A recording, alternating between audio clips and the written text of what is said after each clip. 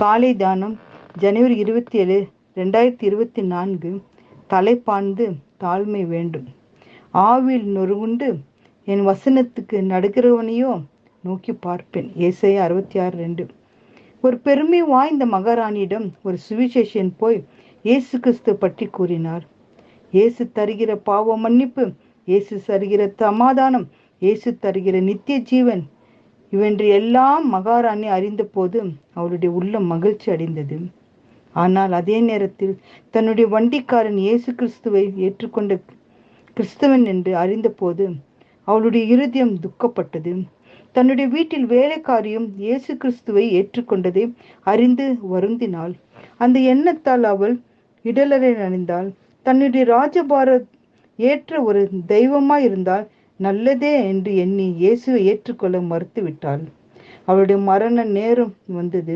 அவள் எங்கே செல்வது என்று தெரியாமல் தவித்தாள். வண்டிக்காரனுடைய வேலைக்காரனுடைய தெய்வத்திடம் செல்ல அவனுக்கு பெருமை அவளை தடுத்தது.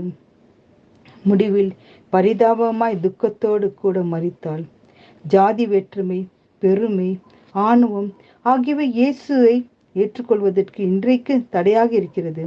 நம்முடைய தேவன் பட்சபாதம் உள்ளவர் அல்ல. வண்டிக்காரனுக்கு இருக்கிறதும் ஒரே ஜீவன் தான், ராஜாவுக்கும் ஒரே ஜீவன் தான். தேவனுடைய பார்வையில் அனைவரும் சமம். நம் தாழ்மையை கற்றுக்கொள்ள வேண்டும். தாழ்மை உள்ளவர்களுக்கு தேவன் கிருபை அளிக்கிறார்.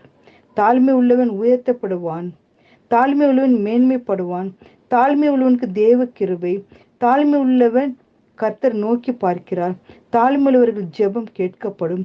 யாக்கோபு தன்னை தாழ்த்தினார். தாவீது தன்னை தாழ்த்தினார். சாலமோன் தன்னை தாழ்த்தினார். 100க்கு அதிபதி தன்னை தாழ்த்தினார். கிறிஸ்துவானவர் தம்மை தாழ்த்தினார். நம் தாழ்மையா இருக்கிறோமா? தேவனுக்கு முன்பாக நம்மை தாழ்த்துவோம்.